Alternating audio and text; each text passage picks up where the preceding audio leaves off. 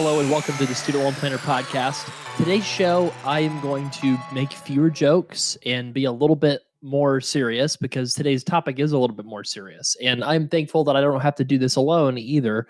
So I'm really glad that our consultant, Meagan Landress, is joining us on today's show. How's it going, Meagan? Hey, doing well today. How are you doing, Travis?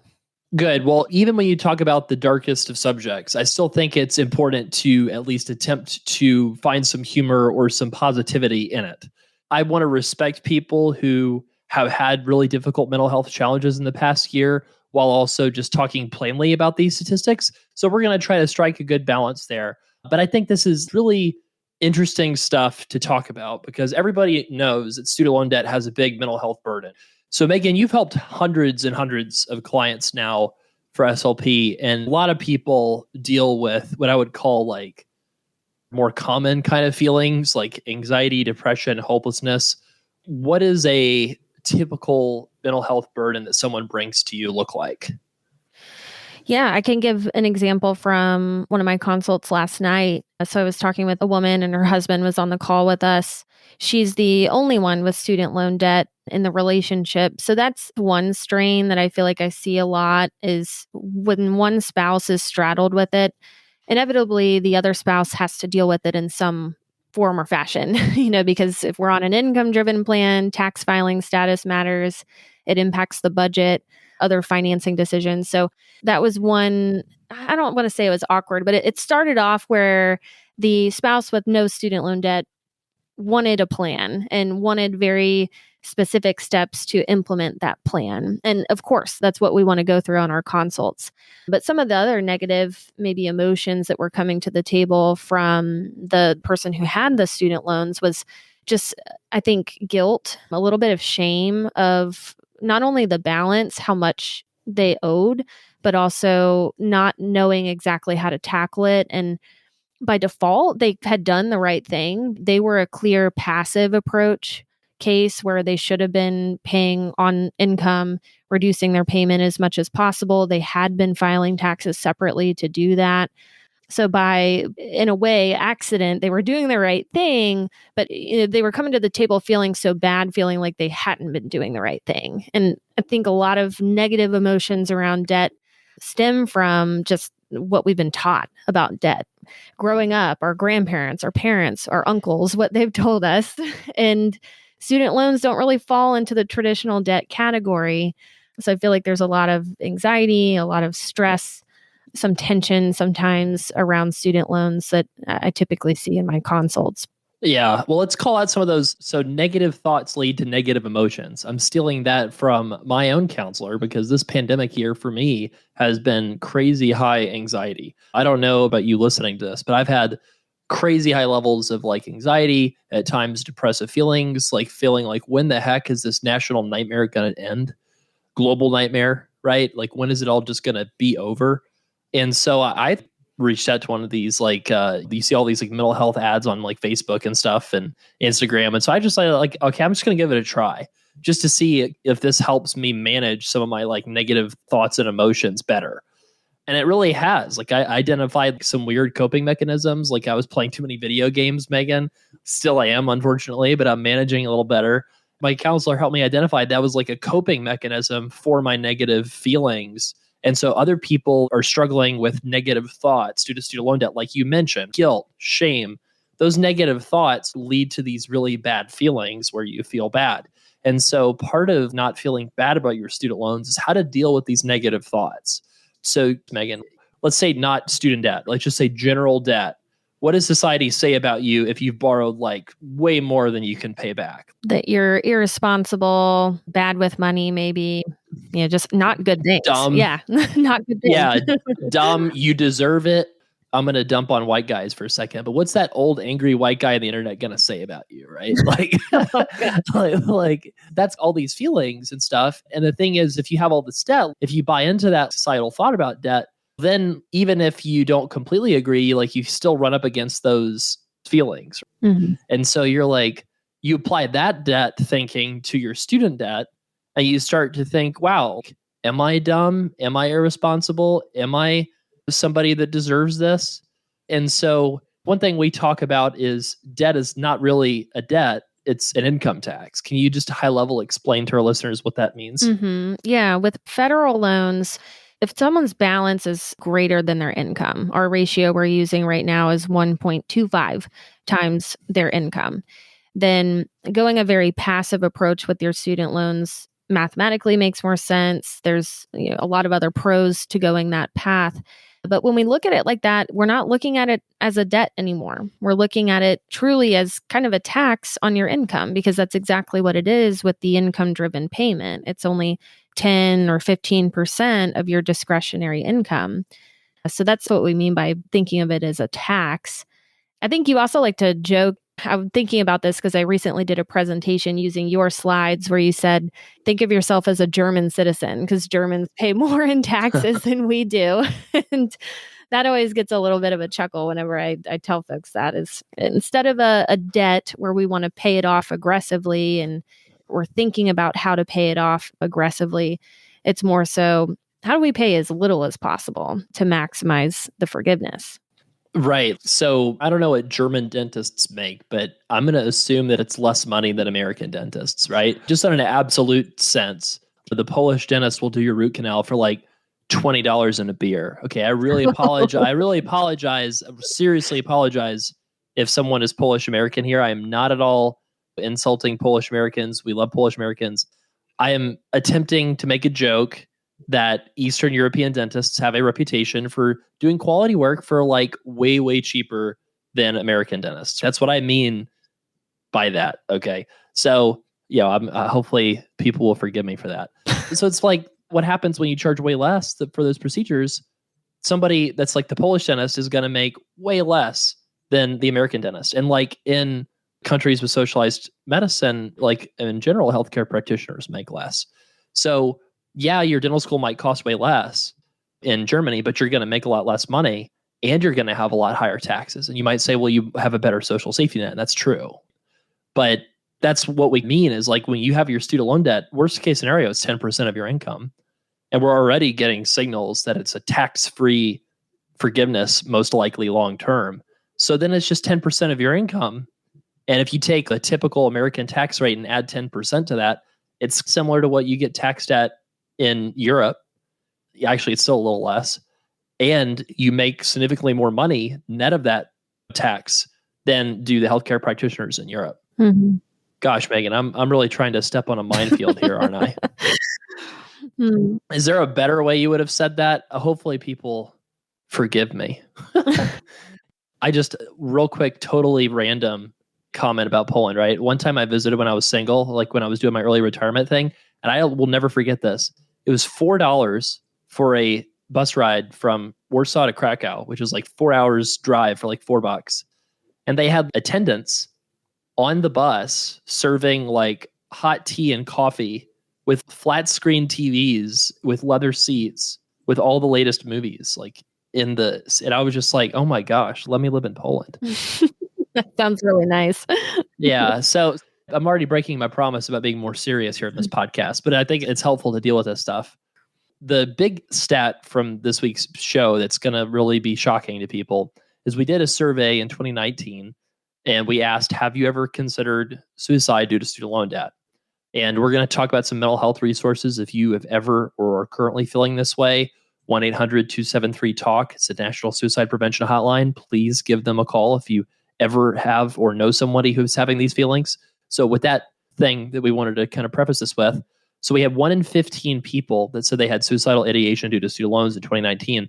We were originally planning to do this survey in March of 2020, and then a global pandemic happened. And so we didn't do it. And so we just finished the latest iteration in March of 2021. And we asked the same set of questions. This time, 1 in 14 people had considered suicide due to student loan debt. And that we found that debt to income ratio was the primary cause of people's mental health challenges due to student loans. So, Meagan, maybe you can talk about just in general, the number of borrowers that owe 6 figures. Let's just share that with our listeners just to give them kind of a context of what's going on in a broad sense. Yeah. So in 2017, there were about 2.4 million borrowers with over 100,000 in federal student loan debt. looking at this number now, Q4 of 2020, which is actually September because that's the fiscal year, right? There were 3.2 million borrowers with over six figures of federal student loan debt. So this is a growing problem. And if debt to income ratio has a really big impact on mental health with student loan debt in general, this is something we need to talk about more. It needs to be something that's talked about more because it's not a problem that seems to be getting better. Yeah, crazy that the number of people have grown that much. Just to think that the number of people that would find our content potentially helpful, like because we focus on six-figure borrowers, grew 50% almost in just 3 years. It's crazy. So it makes sense why that number of people that have said that they have considered suicide due to student loan debt, that makes sense why that number would have increased, because debt to income ratios got worse because the amount of people who owe six figures in debt grew so fast. Mm-hmm. So that's scary because so we would see like the amount of people saying that they have ideation due to student loans, I think will continue to get worse until it hits like a stability level. Because that's kind of one thing that we found. I think we found like 1 in 11 people that had a greater than 2-to-1 debt to income ratio had suicidal ideation due to student loans. So right around, you could say like 10% of people, I think, is that stability level as that debt continues to increase that will eventually hit. So Meagan, maybe you can share some of the other findings from this survey that we did. Yeah, so a couple other statistics. So respondents who owed more than 2 times their income were 2.5 times more likely to experience the suicidal ideation compared to borrowers who owed less than their earnings. This one was really interesting to me. 1 in 8 single women who owe more than twice their income had suicidal ideation due to student loans. Now, I have some thoughts on that, but for single women earning less than $50,000, that same number rose 1 to 6 or 1 in 6. Yeah. Yeah.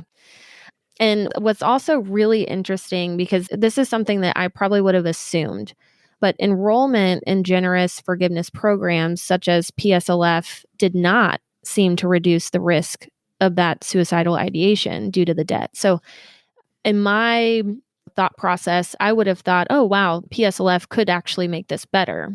But it showed that it does not. It makes people feel actually trapped or more constricted because they feel like they have to rely on that to have a successful student loan repayment plan. That was very interesting to me. Another statistic, 1 in 8 unemployed borrowers and those earning $50,000 or less experience suicidal ideation due to their student loans. And then one other key number we were looking at was 6-figure earners with student loan balances greater than 2 times their earnings experienced a spike actually in suicidal ideation from 4% to 8%. Sure. Lots of numbers there. It's a lot of numbers. Let's break down each one of them just to try to talk through the why and just come up with some theories. In the face of things, it makes sense that people who owe a lot of student loans relative to their income would have more negative emotion around student debt than somebody who owes less than their income. So that kind of makes sense. I think what kind of surprised me was like anxiety levels were like somewhat similar. Like people kind of reported having anxiety about student debt regardless of how much they had. Whereas the suicidal ideation was only super different when you had these like huge debt to income ratios. So that was kind of interesting. You had some thought, I guess, like we also noticed this gender gap. And like in particular, we noticed it for single women earning low incomes or just single women who had like really high debt. And initially I thought like maybe this is just like a story of the burden of student debt on women. But then I also thought, well, there's also like women have a higher debt and earn less than men. So that could also be explained by debt to income ratio. What are your thoughts about some of the findings around the unique impact of student loan debt stress on women? Yeah. And we've known, I think, the statistic for a while, but women are consistently pursuing higher education at a rate higher than men at this time. So there are more women enrolled in these higher ed programs taking on potentially more debt because graduate school is more expensive. But I think you've got it right on the nose with pay gaps that still exist today. That makes it harder for a woman who has a similar job with similar qualities or the same background of education to a man who's making more income than them. The man has more income to pay that student loan debt down with than the woman who probably has more student loan debt to pay it down with. Another thing I thought was really interesting was that suicidal ideation with single women was 62% higher than what it was for single men. And so I think the mental burden of student debt is higher for women. And I think there's a lot of different, the pay gap, the potentially higher student loan debt balances. There's a lot of things that contribute to this, but it does weigh heavily on women from what it looks like. So I read this interesting Washington Post story that talked about like some of the student loan burdens on people. And I really wished we had asked about racial background or ethnic background in this survey so that we could have looked at that dimension as well. Because this story in the Washington Post was so fascinating because it was like, wow, I have such a giant blind spot when it comes to what it's like to be someone other than Travis, who, obviously I'm a white guy, right? Mm-hmm. And so they highlighted like a African-American woman who was basically saying, if I go into a room with a bunch of decision makers and I'm the only black woman in the room, I feel like I have to be overqualified just for people to take me seriously. And she talked about getting a PhD from Penn, Ivy League school. I have that luck of going into a room and just being able to say, hi, I'm Travis, and I don't think about that. Like, it's not something that I even have to think about. Mm-hmm. And I was like, wow, like that makes so much sense that she feels compelled to pursue this PhD. And she said in the story that like she didn't really think that it was necessary for her job. She didn't really need it for her job, but she pursued it anyway because she felt like she needed that, her boss said, to be taken seriously in her role. And I thought, wow, that's like terrible. I mean, first of all, like talking about racism, like that's a great example of it. And then just so that she felt like she needed to be able to introduce herself saying, I'm Dr. So-and-so versus I'm Miss So-and-so or I'm whatever. So I think that was really interesting too. So I guess my guess is that if we looked at groups where women of color who might have even more debt on average and even lower incomes, we know that black women earn, I forget the percent on the dollar compared to white men. I think it's like 81 cents on the dollar is the women versus men quote. And I forget what the black women versus white men number is, but it's less. That means their debt to income ratios would be even more. And so then they would be probably at risk of even greater mental health burdens due to student loan debt. So that, I don't know, like that was something else that I just had never really thought about before reading that story. Like, oh, duh. Women might feel the need to get more credentials than men, all things equal, to be treated the same way. What are your thoughts as to why like women pursue, higher ed credentials at a greater rate than men? Yeah, I think it is not validation. That's not the right word, but it is the desire to be credible, to be respected in the room. When you do walk into the room, have the doctor title. I think that's a piece of it. I think women could also have a natural like curiosity or enjoyment of education. So you're just saying us men, we like to get our hands soaked in black oil grease, like while we're doing the renovation of the countertop or something for our blue collar jobs. No, I mean, there is some truth to that. Like if you look at what do women and men sort into for who knows the reason, but you see it in the data, right? Like women sort into more healthcare jobs, more higher education jobs. Men sort into these more like construction. And this is like disproportionate, right? We know that there's obviously plenty of men and women in both of these fields, but this is just something that kind of happens. So we're going to have like a whole episode on this. I want to preview this for our podcast listeners. So we actually have Lauren, Meagan, and Molly, the three female student loan consultants on the student loan planner team, are going to have like a deep dive podcast into the effects of student loan debt on women that I'm really excited to listen to. And so that's going to be coming out in a few weeks. So let's go to this next point. PSLF and forgiveness programs had no difference. So 1 in 15 people who were pursuing PSLF said they had suicidal ideation due to student loans. 1 in 15 who were not pursuing PSLF said they had suicidal ideation due to student loans. And 1 in 11 people that had no idea what they were doing said that they had ideation. So the people who don't know what plan they're doing with their student loans. So that's kind of a case in point of why a plan's important.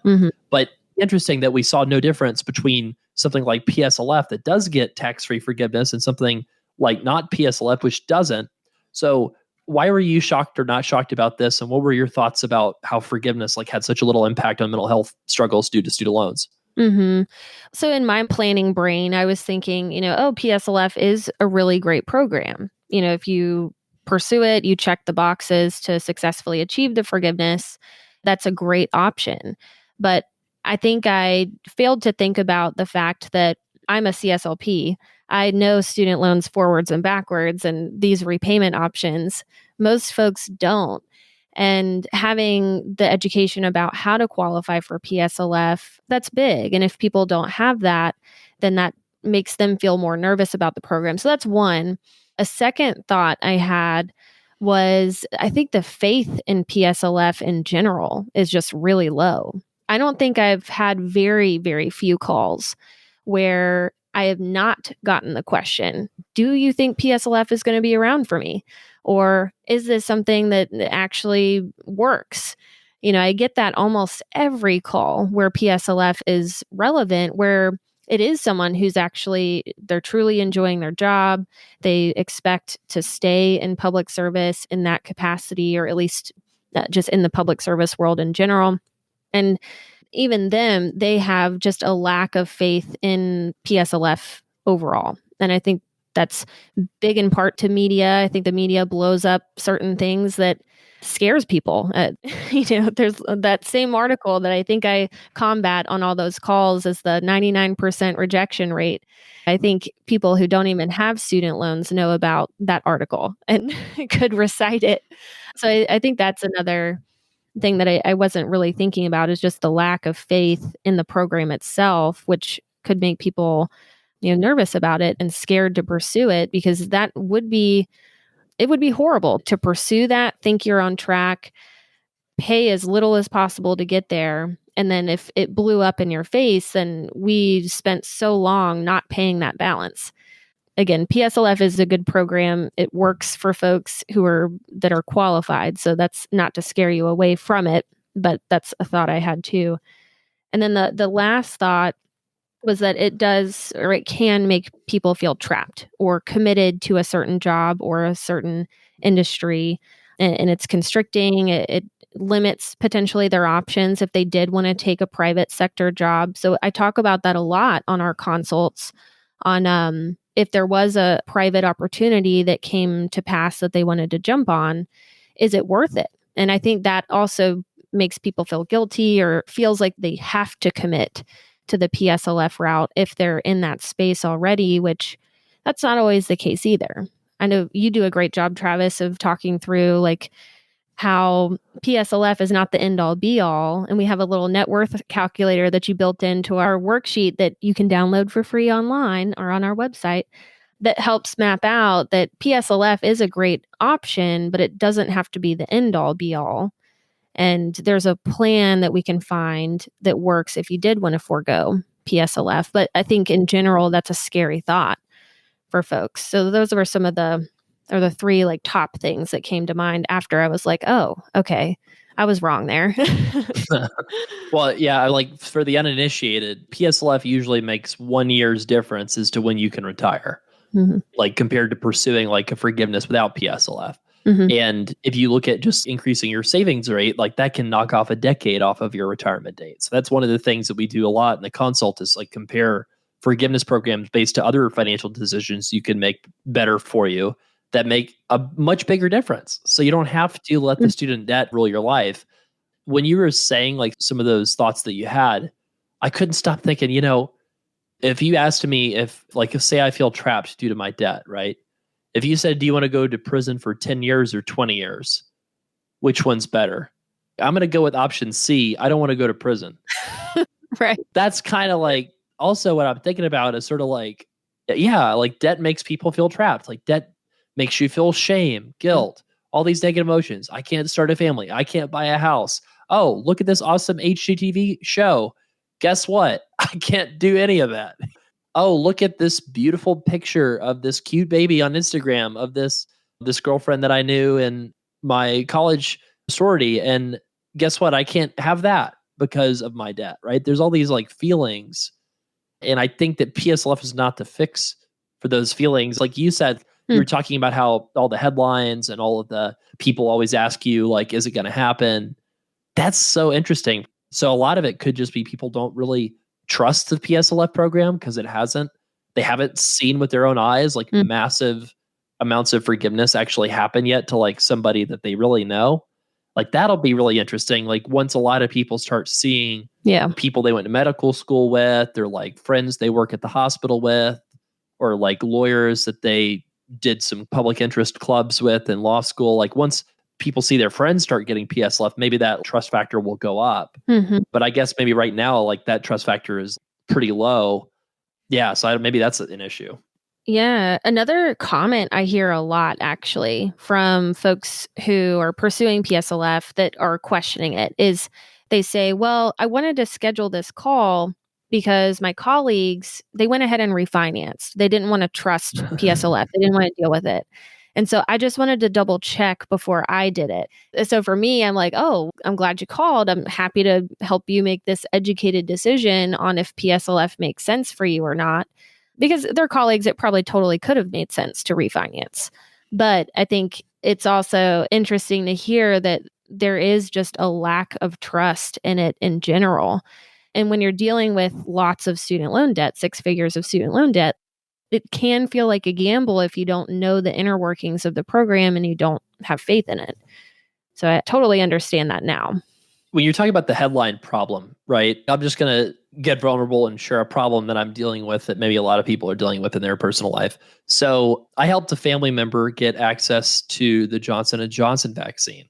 And now I'm this terrible person because they saw this headline that Johnson & Johnson is going to clot all of your blood and kill you. Like I'm joking around about this a little bit because it's 6 people out of 7 million or something had a very serious blood clot thing, but probably thousands of people, if not tens of thousands of lives have probably already been saved because of that same vaccine. So it's sort of like that, like you have this headline problem and then it freaks people out where they look at all these things that they don't really understand. And because they don't understand it, but they see the headline and people get scared. And then there's the second article headline. Like I saw, I think New York Times or Washington Post, it was like, what to talk to your doctor about if you're like having a severe blood clot from like the Johnson & Johnson vaccine. So like we should be writing articles too about, how to talk to your doctor about what happens when a meteor hits your foot. You know what I mean? Like if you follow the PSLF rules, like it's going to work out. It is. It's too important of a program. It's too built into the fabric of the promissory notes to not work out like exactly as it's supposed to work out. Now, Meagan, like, what do we get a lot of people reaching out with FFEL loans that have paid for 10 years on an extended or graduated plan? And they reach out and what do they say about the PSLF program because they don't qualify? That it's horrible because they can't have access to it right now. They could start from now, but if we weren't following the rules from the beginning of that program, then we have to start from at this point. And those with FFEL loans, that's not a fix that we can go back and look at retroactively. At least if you were on the wrong repayment plan, that's something we could look at temporary expanded PSLF with. Yeah, people are angry about it. They're upset about it. And that skews their judgment of the program itself. Well, yeah, like exactly, pretty much. Like it's not broken. Yeah, Congress screwed it up. Like they did something really dumb when they wrote it that way.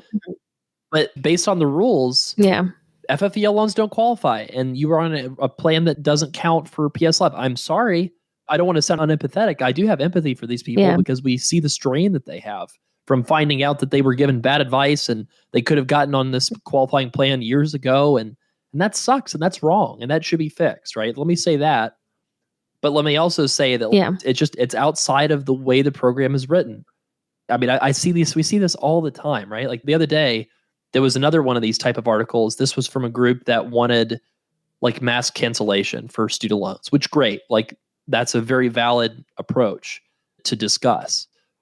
But they would intentionally cherry picked everything to make it support their case, where it was like only 30 people have gotten like non-PSLF 25-year forgiveness over 25 years, right? Like, can you talk about like why we got upset about that headline? Oh yeah, I got super upset when I read it. I had so many of my friends, because they all know I'm a student loan nerd, send that to me and they're like, uh-oh.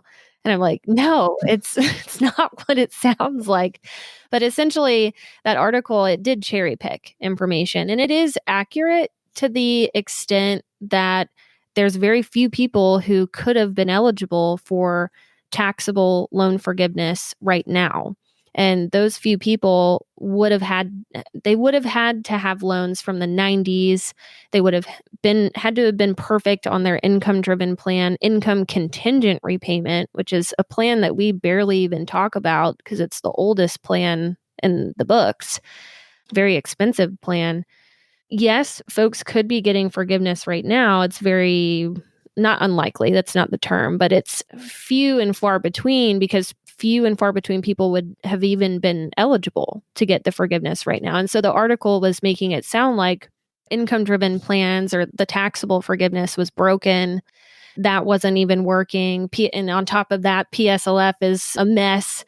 So it just scared people into thinking, and I did get emails from people who said, does this mean that the plan we talked about for like pay or IBR, does this mean I need to switch gears? And I'm like, no, not at all. This is very skewed information that is, just as you said, it's meant to hone in on or support one thing that they're trying to go after, but they're using all the relevant data, not including anything that combats that or explains why it's like that, to support their case. And unfortunately, that does scare people. And that's similar with the PSLF article that came out, the 99% number. They didn't explain, or actually, there was one article that talked about how a lot of that rejection rate number was because people applied for the program prematurely. And I think a common misconception with PSLF is that it's a 10-year program. Right. It is, but more technically, it's 120 qualifying payments. And so people applied and got denied because they had maybe 100 payments or 80 or something because they applied prematurely. Doesn't mean that they're not on track for the program, because that's what that article made it sound like. Oh, PSLF is broken. No, people just weren't quite there yet with their payment count, or, they didn't submit the employment certification form, for example. So, yeah, a fair headline would be PSLF communication is broken. Like, yeah, PSLF is a poorly designed program. Here's the proof. Mm-hmm. People don't understand PSLF at all. Those are like very fair headlines, right? Mm-hmm. But to say it's broken is like saying 3 million people have tried to go to space. Only 50 have succeeded. And it's like, well, yeah, like if you don't sit in a rocket ship with like X amount of newtons of force or whatever, like you're not going to space. I mean, like that's not a perfect example, right? But it's like, you have to know that like you have to do these hard things. Like it just, so like the 25-year thing was like, you had to pay 20% of your income for 25 years on loans that were like very limited of what you could take out. So it was almost like you had to intentionally like not pay for as long as possible and get a graduate degree, make $15,000 a year for 25 years with the aptitude of knowing how to like consolidate and get everything set up exactly the right way when it wasn't really designed that way. Yeah. And like ICR, which was the only plan available until IBR in 2009, ICR takes a PhD to figure out. Mm-hmm. Like if you really get into it, the payment is 20% of your income minus 100% of the poverty line, or it's the minimum of that number, or the 12-year amortization of the loan, which sounds easy, but times an income sensitive percentage factor. Okay. And so this income sensitive percentage factor ranges from like 0.5 to 2. And so you take the 12-year amortization number and you multiply it by a very complicated number between 0.5 to 2. And that's how you figure out the pay. So like, if I can barely figure this out, and I used to be a bond trader, is like Sally Mae and AES and like all these like servicers that existed like before computing was like very easily done, widespread, I guess, in the 90s, right? What's the chances that they would have even like spent resources to figure that out and like offer that to people, right? So like they probably didn't even offer it to people either. No, that article, like I would have done the complete reverse of that whole thought process. Like the title on that one for income contingent repayment, or the only 30 people have gotten taxable forgiveness. I would have said something like, holy cow, we've had 30 people get Yeah, taxable wow. forgiveness. It's not zero. Amazing. Oh Like, my goodness. who are these people and what kind of secret, I don't know. They're the smart astronauts that got in the rocket and went to the moon. Yeah, like why haven't you invented Tesla instead of figure out how to get student loan forgiveness? Like what? Like, Yeah. I mean, we'd spent a lot of time on that particular point, but I think it's a really important one, which is why I think we decided to talk so much about it. Because it's basically like forgiveness alone, like a special forgiveness program isn't the answer. Like that's not going to eliminate all your negative feelings about student loans. Like only a very clear plan can reduce it. And that doesn't mean that you have to get that necessarily from us, but you do need a plan because it's going to reduce those negative thoughts, which lead to negative emotions.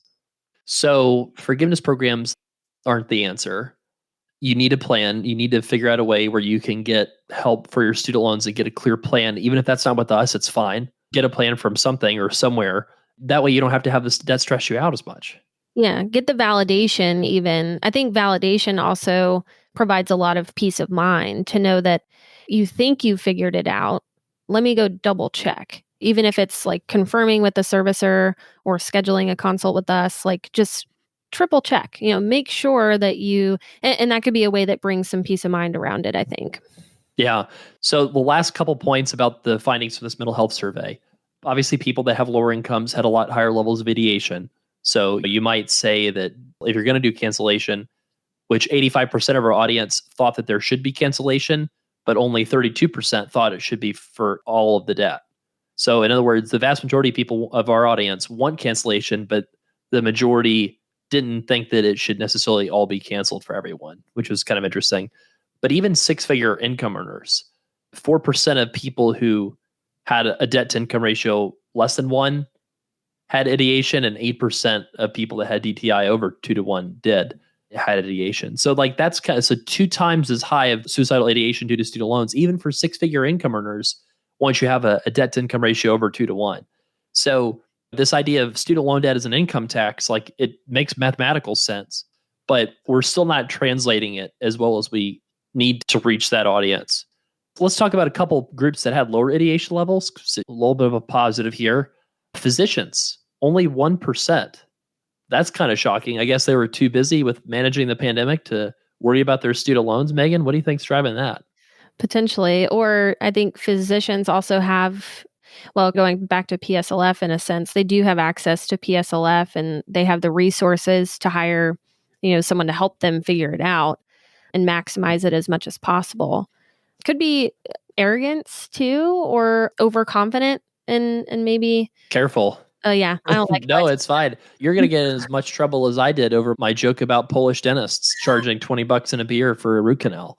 Well, no, but physicians do kind of tend to obviously be very smart people and know when to reach out like for help and how to a lot of times do very detailed research and analysis about the solution. Like whenever I get like a insane level of spreadsheets, and one person sent me this like documentation along with the ID badge number of every person at FedLoan she'd ever spoken with. Whoa. Yeah. So like usually those people are always physicians. I don't know why. I guess that's the kind of person I'd want operating on me, right? That's true. Yeah. And why I was thinking about that is I typically will get a very analytical physician who does want to comb through like the very specific numbers and how things work exactly. But you're exactly right. That's who I want operating on me if something's wrong. Well, yeah, it's so like 1% of physicians said they'd had suicidal ideation due to student loan debt. 3% of physicians said they'd had it from the pandemic. That was the only occupation, I think, that we had more people having ideation from the pandemic than from student loans. Thankfully, in both cases, the numbers were fairly low compared to the population at large. I guess also, like if you think about who's your typical physician, $250K of student loan debt and $200K of income. That's like a very average, physician setup. And that debt to income ratio is already better than 1.25 to 1. In other words, like that person already can pay back her debt if she wants to, or she can go for forgiveness. And so I think that there's not a lot of physicians out there besides physicians in like primary care, probably in the private sector, where student loan debt probably like truly makes someone feel trapped, I guess. Like that's my interpretation of that. It's a great point. Whereas it's like pick any other occupation, and you don't see people that have consistently that high of an income straight out of the gate. Not at all. And also the debts are lower in the medical school world than they are in the dental or veterinary world, right? So you've got higher incomes with lower debt, which is why I think that like medicine, even though it's extremely stressful for some non-financial reasons, tends to show up okay compared to some of these other professions with student loan debt stress. Married people had a lot lower stress due to student loans. I guess that's because they were so worried about what car they're going to buy, what house they're going to buy, what kind of parenting style they're going to. I'm joking, as a married person, I feel like I can get away with saying that because my wife doesn't listen to the show, I hope. So I'm just kidding. I guess maybe it's a debt to income thing. What do you think the lower ideation levels, if you're married, is coming from? Yeah, debt to income, because there's dual income usually coming in the door. Support, generally, they'd have someone to support them emotionally, potentially financially. It's two people, not just one person you're talking about. Really, when you're married, everything is everybody's business in that relationship. Yeah. So let's say that having more than double your income in student debt's bad, and you want to fix that. Let's do a lightning round where we just talk about some of the things that you could do to fix this. So if you wanted to share some of the thoughts that like we've debated on the team as to like how you would fix the student loan crisis if you wanted to. Yeah. So one that I've always thought made sense was instituting some kind of cap on how much tuition could be or how much a school could charge. Yeah. So another one, student loan cancellation, particularly for people that like are the lower income end of the scale, like facing the big economic hardships that, especially the people who've been most affected by the pandemic. So that could be another. Bankruptcy protections, allowing borrowers in worst financial situations a way out. I've written a couple articles now for Student Loan Planner on bankruptcy stuff, and it does amaze me that student loans are just an anomaly in the bankruptcy world in the sense that they have different rules, which that could be a solution, is lightening those rules or protections. Yeah, at least letting people that are definitely not going to pay it back, like have a little easier path towards bankruptcy. Yeah.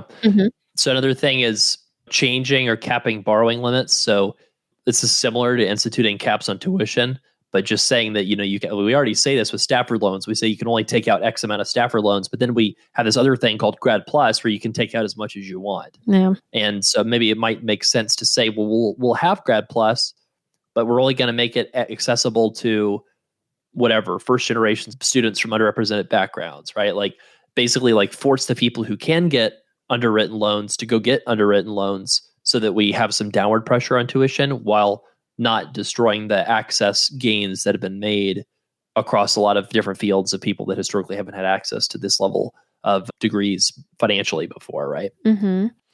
Another would be maybe civil penalties for institutions that intentionally misstate student outcomes for purposes of maybe improving enrollment.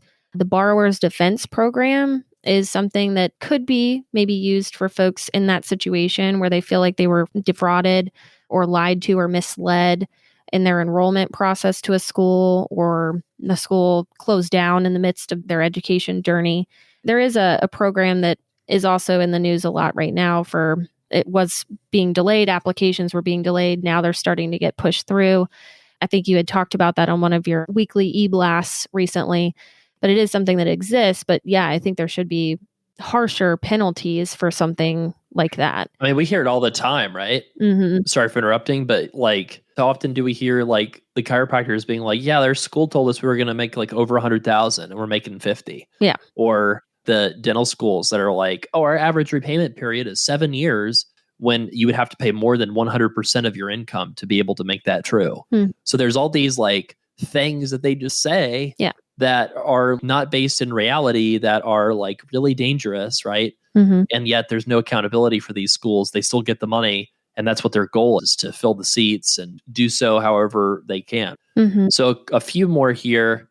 I came up with this one. A Surgeon General's warning affixed to the promissory note that says something like, government warning, borrowing more than, that's terrible, right? Borrowing more than your income is hazardous to your health. Do so at your own risk. I mean, something just to like wake people up and say, hey, this is serious. The schools just get off by being like, oh, it's good, Dad. Oh, here you go. Just sign. Oh, we need your financial aid form. Can you fill it out, please? They can make it sound so nice. And it's like, wait a second, you're harming people's lives sometimes. Yeah. And yet there's no accountability. So I was thinking that would be one.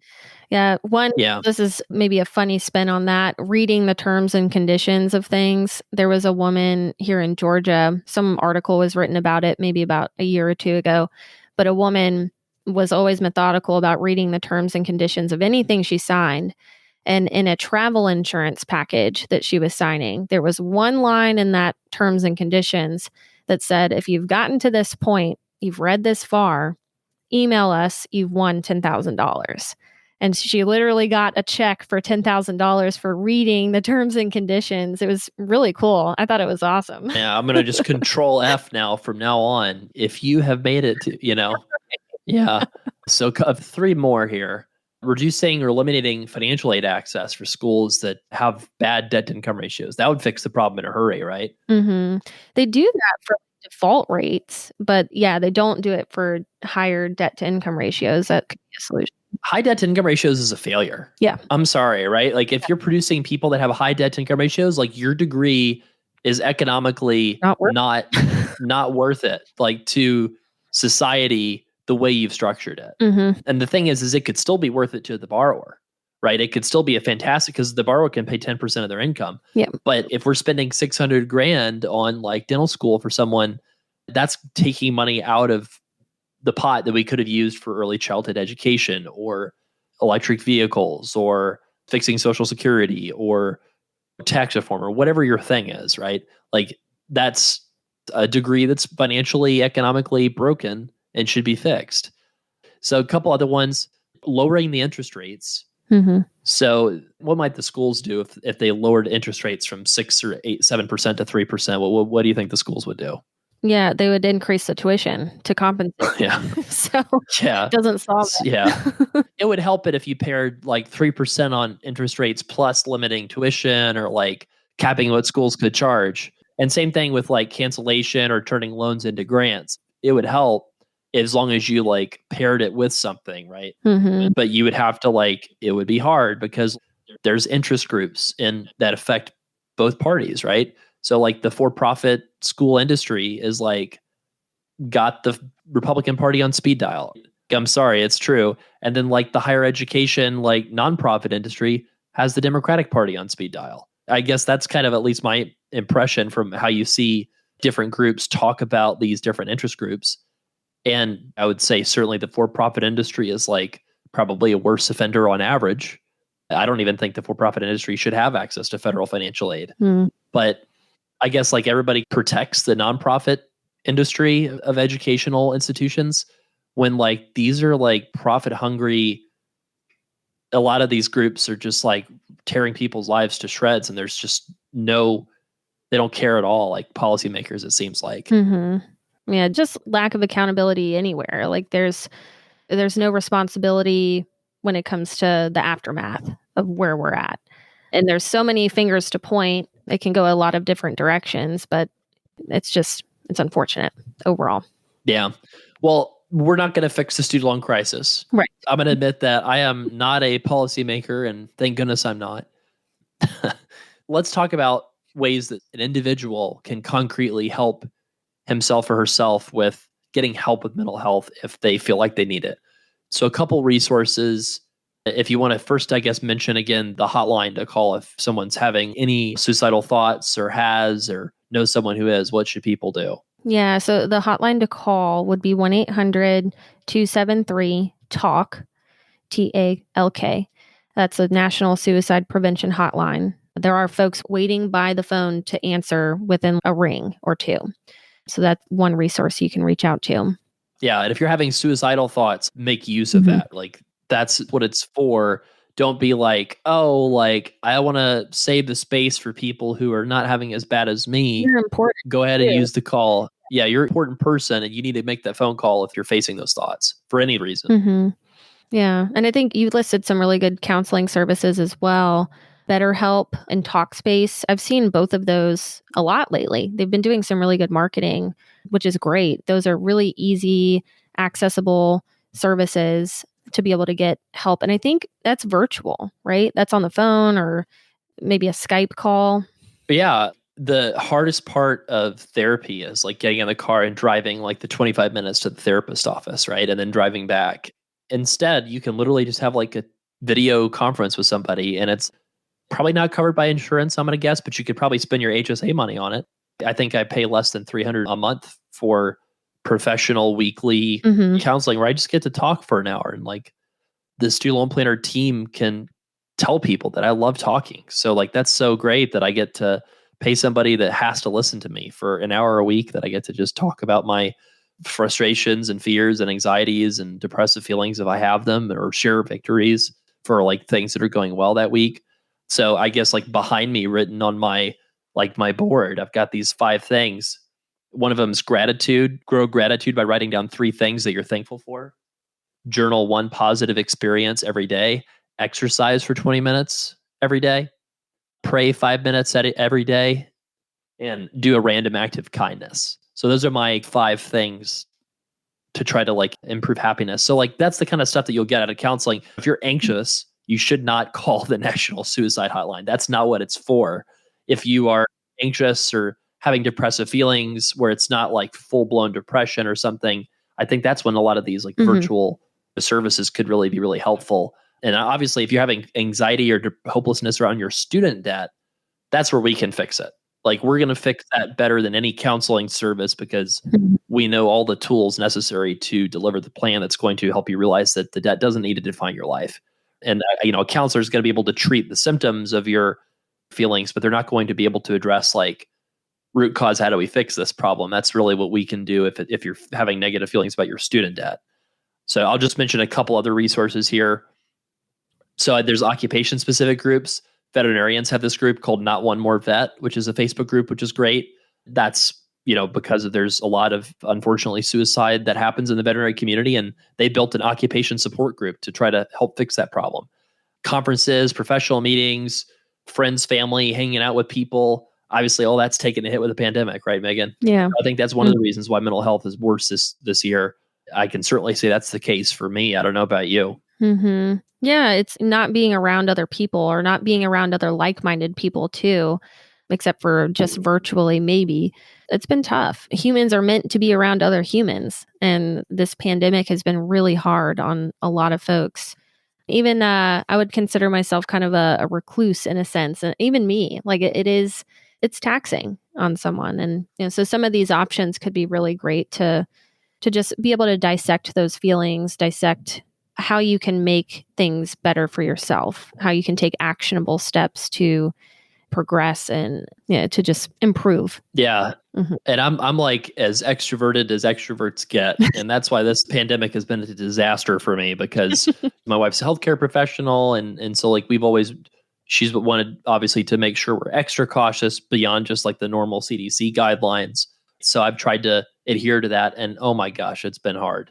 I saw something on social media that was like thoughts and prayers for the extroverts in your life. Like, I mean, it's been a hard year for us very individuals. Whatever is going on in your life, you're worth it. You're worth it. Spend the money, get the help you need, be it the counseling, be it the more serious like support if you need it, the student loan help if you need that. Like whatever you're going through, just know that it's going to get better, I think. I can't promise that, but I think that it is going to get better. This pandemic will start to fade as more and more people get vaccinated. And then we'll have something else to worry about, right? Heaven forbid North Korea like starts testing nukes again or something. I don't know. Oh, God. There will be somebody will get, some celebrity will get a divorce and none of us saw it coming. I'm trying to joke around a little bit here, but there will always be things to worry about, both on a societal level and an individual level. And the societal stuff you can't control, but the individual stuff, with a lot of work and support and seeking out resources, you can have some significant control over it. So don't feel powerless. Reach out to folks that can help you. We can help you if it's about student debt. Meagan, thank you so much for being on the show today. Yeah, thank you. This was a tougher one, I will say, but I hope it helps some folks and helps people not feel so alone with some of these things. Hopefully our horrible jokes lightened it up a little bit, and my horrible stumbling through this. Maybe. Remember, folks, you're worth it. Thanks so much, and thank you for listening to the Student Loan Planner Podcast.